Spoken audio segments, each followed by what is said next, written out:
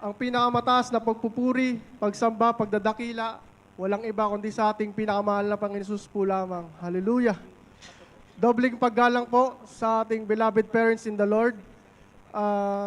At di po natin makakalimutan ang mga turo't aral ng ating beloved Honorable Pastor Wildy Estrada Almeida at ng ating beloved Assistant Pastor Lina C. Almeida.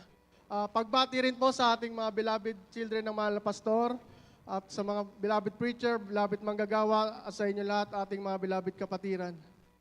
Sisimulan ko po ang aking patotoo kung paano po kami nasave sa ating banal na gawain.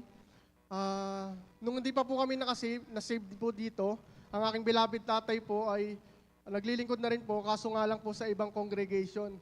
Ang kanya pong panalangin sa mahal na Panginoon at na balang araw din po na sama-sama daw po kaming lahat maglingkod sa mahal na Panginoon sa pinaglilingkuran niyang congregation.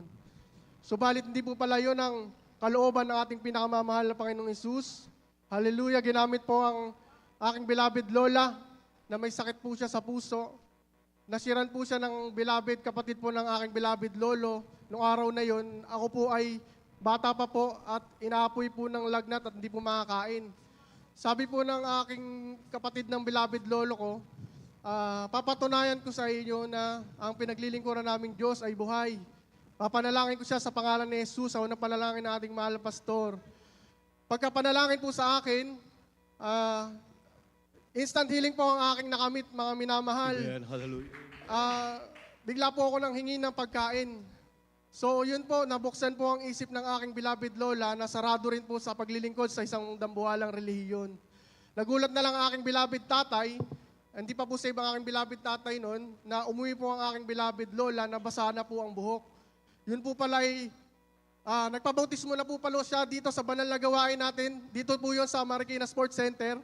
Hinahabagan po ang aking lola na yan na sa kabila ng kanyang mga karamdaman na sakit sa puso, nagme-maintenance na po siya. After po ng baptismo sa ating mahal na Panginoong Hesus, pinagaling po ang kanyang karamdaman, hindi na po Praise siya the Lord, nagagamot, Lord mga God, minamahal. Hallelujah! Sunod-sunod na po yan, mga minamahal, ang aking lolo. Nahikayat na po. Marami pong bisyo, pag inom ng alak, pag sugal, na binago rin po natin pinakamamahal na Panginoon. Hallelujah! Ganon din po ang aking mga kapatid ng aking beloved tatay na iba-iba rin po ang kanilang pinaglilingkuran. Pero dito po pala sa banal na gawain ng Jesus Miracle Crusade, kami masasave lahat. Hallelujah! Hallelujah! Mga minamahal, share ko lamang po, habang naglilingkod po kami sa mahal na Panginoon Hesus, sa kabila po ng aking kabataan, medyo na layo po ako nalandas sa mahal na Panginoon. Sumasamba po ako pero hindi po ako nakaseryoso sa paglilingkod sa mahal na Panginoon. Natuto po akong uminom ng alak, manigarilyo. Natuto rin po akong gumamit ng pinagbabawal na gamot, lingid po sa kaalaman ng aking mga magulang. Bagamat takot po ako sa aking mga magulang pero sa ganang akin, hindi ko mabago ang aking sarili, mga minamahal. Hindi po pala kayang baguhin ang tao ng takot sa tao o ang kanyang sarili lamang, kundi ang paglilingkod pala sa mahal na Panginoon, ang susi para magbago ang buhay ng tao. Hallelujah. Kaya yun, sa patuloy po naming pagdalo, mga minamahal, nawala po lahat ng aking mga vision na yan. Kaya lahat, mga minamahal, yan, binago po ang aking buhay, mga minamahal. At doon na rin po, at ako po yung nakapangasawa, mga minamahal, nadala ko rin po sa banal na gawain at sama-sama po kami naglilingkod dito sa ating banal na gawain sa pangalan ni Jesus. Hallelujah. At share ko lang po itong patotoo. Sa pangalawa ko po sanang anak, mga minamahal, kundi po ako nagkakamali, 3 months na po siya. Nagpa-check up po ang asawa ko sa ospital po, mga minamahal. Ang sabi po ng doktor, ang baby mo ay hindi nabuo sa yung loob ng matres. Kaya i-sponsoran namin yung yung case mo dahil pag-aaralan din namin kung ano nangyari sa case mo. Sa madaling salita, mga minamahal, ooperahan daw po ang aking mahal na asawa para matanggal daw po yung bata na yan dahil delikado daw po sa kanyang katawan. Kaya kami po yung mga minamahal na lalangin din po sa mahal na Panginoon na gumawa ka po ng paraan para hindi naman po sana umabot sa ganong sitwasyon, mga minamahal.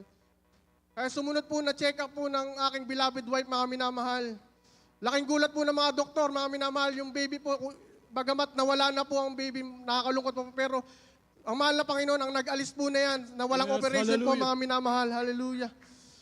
Pangalawa ko pong patotoo, mga minamahal, after po na yun, siguro mga ilang buwan po, nabuntis po nga ulit ang aking beloved wife. lumabas na po ang aking pangalawang baby, mga minamahal. 2 to 3 months po siya, mga minamahal, nung panahon na yon. Buhat-buhat po siya ng aking panganay na anak, nasa taas po siya ng kama. So bababa po sila, mga minamahal. Natalisod po ang aking bilabid panganay na anak at nahagis niya po yung baby ko na yan sa sahig, mga minamahal. Kung isipin natin, mga minamahal, ang ulo ng bata ay napakalambot, mga minamahal. Pero pagdampot ko sa aking anak, wala kaming ibang sambit na in Jesus' name, hallelujah. At inobserbahan po namin ang aking anak na yan, mga hindi po namin dinala sa ospital. Ngayon, ang anak ko, mga minamahal, 4 na taon na yan, mga minamahal, masiglang masigla at malusog sa pangalan ni Jesus lamang, hallelujah. At huli na po sa kagalingan na tanggap po namin sa bunso na yan, bunso ko pong anak na yan. Ang aking bunsong anak po na yan ay pasintabi po sa mga kumakain. Medyo hirap po siyang dumumi. Umaabot na po ng 5 araw, 6 na araw, di po siya dumudumi. Sa dala po ng awa namin, mga minamahal, naisipan po namin pa-check up sa doktor, mga minamahal. Niristahan po kami ng mga gamot. Sa dala po ng awa, mahal na po na walang iniinom na gamot. 5 araw na yan, mga minamahal, di dumudumi. After ng gawain, mahal pag-uwi sa bahay, nakadumi po ng normal ang aking anak, hallelujah. At simula ng panahon na yun, hanggang ngayon, hindi na po siya nagtitake ng mga gamot na yan at normal na po ang kanyang pagdudumi, mga minamahal. At ang huling patotoo ko na lang po, mga minamahal, ang mga papala sa aming buhay. Nung nagsisimula pa lang kami ng aking asawa, ng beloved wife, mga minamahal, nakikitira lang po kami sa aking beloved tatay at nanay. Kaya po, nananalangin po kami sa mahal na Panginoon na pagkalooban din kami balang araw ng aming matutuluyan na masasabi namin amin, mga minamahal. Nagkaroon po kami, mga minamahal, ng lupa nang wala po kami binabayaran, mga minamahal. Amen. Hallelujah. Hallelujah. Tapos, nakaipon po kami ng pera pampatayo, pero kulang, mga minamahal. Pero sunod-sunod po ang nagpo-provide para mapatayo po ang bahay na yan, mga minamahal. Amen. Hallelujah. Kaya sa awa po ng ating minamahal na Panginoon, bagamat first floor pa lang po yan, natitira na po namin yan, mga minamahal. Wala na po kami binabayaran utang dyan, mga minamahal. Hallelujah. At ganun din, mga minamahal, nanalangin din po kami ng sasakyan para magamit namin sa pagdalo. Dahil po kami nakikisabay lang din po sa aking beloved tatay. Pinagkalooban din po kami ng second hand na sasakyan na nagagamit sa banal na gawain. Subalit lumipas ang mga panahon at medyo lagi po nasisira, mga minamahal. Kaya dinadalayan ko sa mahal na Panginoon, baka pwedeng, kung kalooban mo po, ay magkaroon din po kami kahit brand new sasakyan. Mga minamahal, nito lamang po nakaraang linggo, pinagkalooban po kami ng brand new SUV, mga minamahal, hallelujah. Amen. Hallelujah. Ganon din po ang bagong motor na yan. Lahat po yan ay pagpapalamahal na Panginoon, pero ang pinapasalamat ko po ay pagliligtas niya sa aming mga kaluluwa, hallelujah, hallelujah. At di po natin yan mararanasan, mga minamahal, kundi po nanalangin ang tao ng Diyos, ang ating mahal na pastor.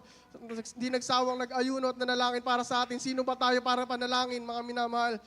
Sino ba tayo para iligtas na mahal na Panginoon Jesus? Tayo maruming basahan lamang sa harapan niya, mga minamahal.